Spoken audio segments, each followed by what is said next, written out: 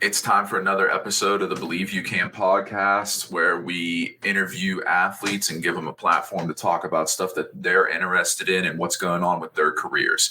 So first, though, we got to give a shout out and a read to our first two sponsors, DUKEHOUSE Clothing.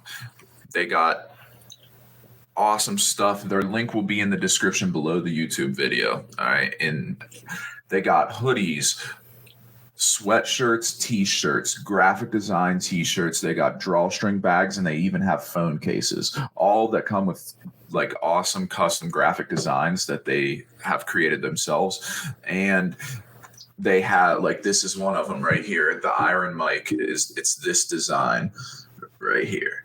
And I love this thing. It's like an Under Armour material. So it's like an athletic wear, but with this awesome graphic design, and you don't have to worry about like stitching or pressed on. It's actually a high quality shirt. All right. And like I said, the link to the Iron Mike and to just their overall clothing online store will be in the description below. And our next sponsor is SUPERFLY MMA Gym, and it's located in downtown Weirton on Main Street next to the Irish Pub. There's not enough that I could say about this place. Like, it's a state-of-the-art facility.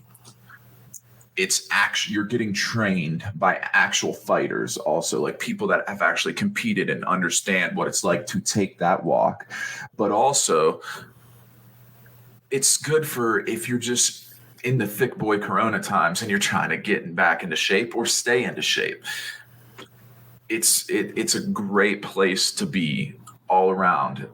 Good guys, good environment, great equipment, great quality training. Also, I would like to note, if you're one of the people that are worried about getting sick or whatever, they during the restrictions, they are putting on non-contact boxing and MMA classes. So if you'd be interested in that, just to get some cardio or to do it until they have regular classes back so you can start training to fight, check out SUPERFLY MMA. Follow them on Facebook and give them a like at facebook.com/SUPERFLY MMA. And hit up Devin Mazik if you're interested in figuring out more. Thank you for your support, you two, DUKEHOUSE Clothing and SUPERFLY MMA. It means the world. Support them, guys. And now let's move on to the guest for today. This is a big one for me, and I'm being a geek about it. He was a longtime member of Team Quest under Dan Henderson. Dan Henderson is actually his mentor. He is the trainer at Dan Henderson's Athletic Fitness Center. He has wins over Rashad Evans, Jean Vellante, Nate the Great Marquardt, and a few other huge names. And he's fought top level competition his entire career in the UFC. He's a tough alumni, like Ultimate Fighter alumni. He started the Make Me Smile challenge to help raise awareness to be for foster children, and is a foster dad. Without further ado, UFC fighter Smiling Sam Alvey. All right, how are you today, Sam? I'm doing fantastic, my friend. How are you?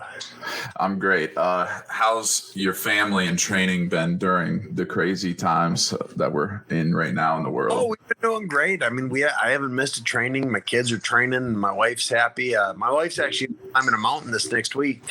So we've been keeping busy and just having a good time. That's great. I'm just going to go over a few of the MMA questions first, and then we'll get into your Make Me Smile challenge and some of that. But that sounds great. What was it like for you having Dan Henderson be a mentor throughout your UFC career? Yeah, well, he's still in there kicking my butt, and it's just it's humbling just seeing how good he is. Just knowing that he's, I don't know, what is he, 75, 95, something like that right now, and he can still kick my butt. So it's really humbling having someone as talented as him in my corner. Yeah, I grew up watching Hendo from Pride to UFC and then Strike Force, and so it's pretty cool to get to talk to you, Yeah. watching you in the UFC and knowing that you're so close with him and stuff. It's pretty cool for me. But is there anything on the horizon as far as fight news for you? Not really. I'm hoping October, just waiting to hear back if there's an opponent. I'm ready to cut back down to 85 if they want that, but I'm happy to stay at 205 too if they prefer that. Really just kind of leaving it up to the UFC. Hell yeah. What in a perfect world then who would you want? Would you want 180 someone at 185 or someone at 205? I would like to fight against whoever's the weakest and most fragile and most easily beaten right now. I'm in a slump and I got to break this slump. And it just give me the weakest, most terrible fighter you've got, and that's what I want to fight next. I think you're selling yourself short a little bit there. You fought like top. You fought a lot of top I know. guys. I've done really well. My last couple fights, I thought I won my last two, but the two of the judges didn't. So it was. I've just got to. I've made some adjustments, and I've got to bounce back and get back in that win column. Yeah, I think a lot of fans thought that you won definitely the last fight as well, but with wins over names like Rashad Evans, Nate Marquardt, Jean Vellante, like what's your motivation to keep going? I love what I do. I never have to wear shoes at any time of my life. I do not need shoes. And if I want to continue being shoeless, I got to keep. I want to keep winning and fighting and beating the best. I love what I do, and I want to do it for as long as my body will hold up. Yeah. If you could pick one fight that is your favorite win in the UFC, what would it be? Nate Marquardt. He was just. It was a great fight. It was real enjoyable to be part of and to watch. I enjoyed it. And he was my coach on The Ultimate Fighter, so I got to fight my coach, and not many people get to do that. It really was a fight I look back on, and I couldn't have. I wouldn't be the fighter I am today without that fight behind me. Oh, yeah, he was another one that I loved watching. The first time the UFC came to Pittsburgh, he was supposed to be the headliner against Rick Story when he was debuting in the UFC, and Marquardt ended up popping, and then they replaced him with Charles Brenneman in the last minute, and nobody knew who Brenneman was, and but PA fans did because he's from the area, and everybody bet on him. He was like a 5-1 underdog. It was like that arena was wild that night. That's cool. So with the Make Me Smile challenge, where I wanted to ask, where does your want to help foster kids come from? Well, I am a foster daddy. I've got 5 children. One of them is a foster baby who we're getting very close to adopting. And as hard as it has been, this COVID, Corona, quarantine, all this garbage that's going on, as hard as it's been for us adults, the foster system is just, they've been ravished. You can only imagine, these kids that have been abused in their home are at school for 8 hours a day, 6 hours a day. And it's their safe time. It's their happy time. It's when they're not being hurt.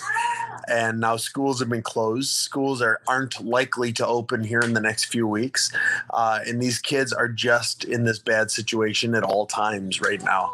The problems they're having aren't being recognized by any adults because adults aren't allowed to be by other adults. And it just, there's a need out there. And as much as it means to me, I would love to use whatever platform I have to try and give back, to try and raise awareness and just help people learn what to look for. What are some of the signs of kids that need to be put in the system, or parents that need to be punished for what they've done inappropriately? Yeah, it's like a raising theme across the country and world right now that you keep hearing, kids that are in situations where their only meals are when they go to school, and now they don't have a school to go to. Like, and yeah, and it's terrible that there's so many kids in this situation, but we really we've done a good job. The United States has in taking care of the kids, putting the kids first, and reuniting the kids with the parents when it's an acceptable thing to do. But this COVID has just thrashed it, has just ruined everything. So there are many children that are just getting swept under the rug. They aren't being noticed like they should be. Where did it start with you to want to help them? Like, were you a foster kid, or what? Like, what's the origin of your passion? I wasn't a foster kid. My wife and I, we always wanted a big family. We tried adoption, or we tried to adopt a child from Africa at one point. We spent a lot of money doing that, and it turned out the scam is the wrong word, but it turned out not to be. There's something not right going on with it. And from there, we switched to the foster system, where we went through all the training. We did all the classes. We do the continuous classes now. And as we switched into the foster, we really opened our eyes to the need of the children that are here in this country.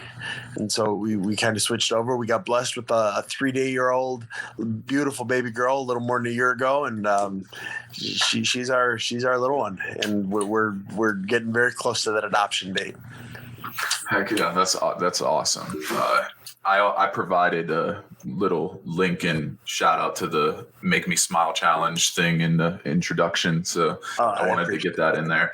Yeah, because that was one of the more interesting things that when I was researching you, that I've learned, because we all see you smile during the fights. Your nickname is Smiling Sam Alvey, but like a lot of guys don't do the things behind the scenes that they do on TV. So I just wanted to dive into that a little, I love my family. I love this, and I love that I have a position in life that I might be able to help some kids that I'll never personally meet.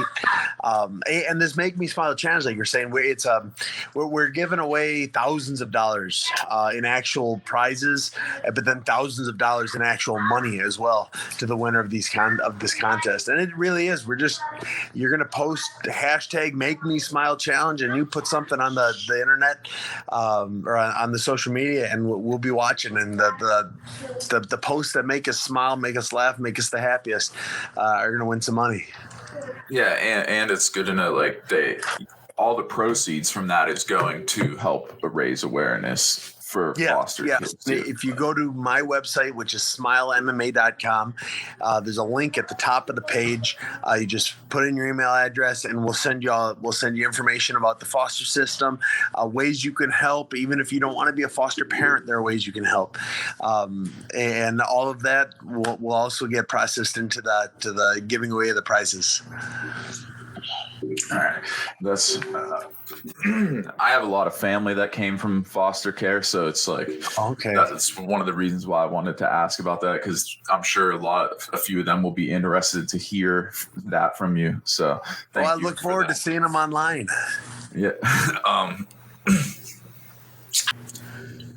Fight picks. Who do you have? Because I'm going to make like a compilation video of a few different guys in the UFC's picks and stuff. Who do you have in the Israel Adesanya versus Paulo Costa fight?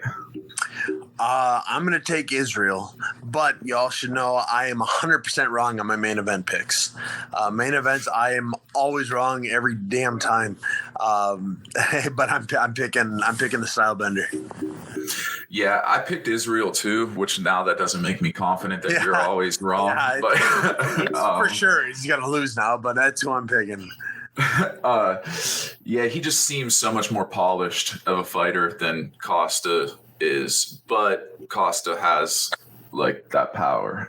Yeah, and that power is always something you got to be aware of. I thought Romero was going to win because of the power. I thought he wasn't going to just stand there for 2 rounds and do absolutely nothing. I thought he was going to explode, and I thought he was going to catch him, and it just never happened. Yeah, that that was a weird fight, especially by the way fans took that in, because everyone's blaming Israel. And it's just like Yoel is the one that stood there, like regardless of him putting his tongue out and acting, like Israel was throwing. Like no, absolutely. I had Israel winning. I thought it was a really boring fight, but I don't think it was Israel's fault. I think it was Romero's. He literally stood there for like 2 minutes and didn't move. Yeah, I seen he just pulled out of the Uriah Hall fight too. I'm interested to see why. And they just rebooked it against Uriah Hall versus Anderson Silva, which is I'm more excited for that fight. I wish that fight would have happened like 2 or 3 years ago. Yeah, when Hall first lost to Kelvin Gastelum coming in the finals of the Ultimate Fighter, that's when they should have built him to a Silva fight, because that was like they're so similar. It's such a good match. They are. Yeah, it's going to be an exciting fight. What other ones do we have coming? What was your thoughts on the DC Stipe fight? I thought it was a great fight. I thought the whole card was good. I had Stipe winning at the end, but I think it came down to the 5th round. In the 5th round, Stipe just, solidified the result. I've always been a fan of DC, so it'll be a shame not seeing him in the octagon anymore. But it was really nice seeing 2 high-class, high-caliber fighters going at it. Yeah, I think it's time for him. Like, I mean, I'm speaking from the couch, so I can't say a lot, but watching him, the DC that we've seen in the Stipe 1 fight and then the DC that we've seen in the John Jones fights does not look like the DC that fought in the trilogy fight. He seems a little slower, a little bit less timing, like just the small things. And Stipe is another one. Like, he's from Euclid, Ohio, which is about 35-40 minutes from me. So it was kind of like I was there when he knocked out Alistair Overeem in Cleveland, and that place was insane. I look forward to the Stipe versus Ngannou fight again, and I love Stipe, but I'm never going to bet against Ngannou, even though Stipe beat him once and beat him fairly easily too. But I'm never going to bet against Ngannou. Yeah, I people definitely learned their lesson. A lot of people were betting for Rosenstrike, if that's how you pronounce it, when he fought Ngannou, and he just sprinted across the cage at him and KO'd. Yeah, man, it was a short 12 seconds or 13 seconds, whatever it was. Yeah, that's what I think. John Jones is going to go up, and I'm playing in my head who they're going to have him fight. And I think John Jones gets slaughtered at heavyweight. I think all the heavyweights are going to beat him up. So they want to make the title fight against Jones and Ngannou, so they have to give Jones somebody they can beat first, but not just somebody from the Contender Series. And in my head, I think Rosenstrike might be it, because I think Rosenstrike's number 5 right now, and if he's all stand up, so Jones won't have to worry about the takedowns, and Jones could get a takedown on him. I mean, he's just a kickboxer, so I think that's Jones's best bet on getting that title fight right away. Yeah, I actually didn't even think of that, but I agree, because Rosenstrike has a lot of hype right now because he's staying active, and the loss that he did have totally got wiped away because he just KO'd JDS. So and fans are fickle. Like they remember what you did in your last fight, not what you did in your last 5. So. Yep. So I think Jones versus Rosenstrike, that's going to be my prediction, because I think it's the most winnable fight in the division for Jones. Yeah, and Dana did come out and say, like, he's open to Jones, but it's Ngannou first, and then John Jones did tweet after that and talk about coming to heavyweight, so that would make sense that he gets that kind of matchup.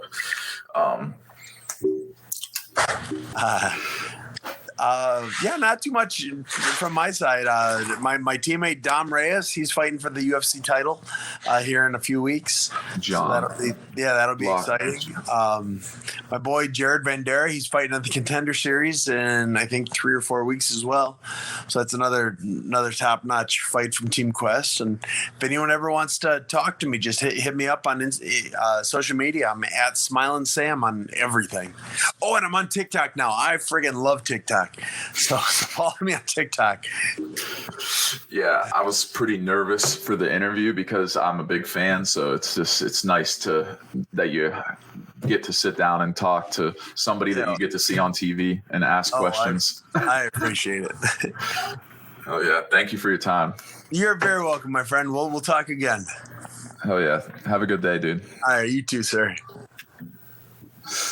Well, that was the interview. It was kind of short. I was real nervous. We didn't get to touch on a lot of things, but I touched on a few major things.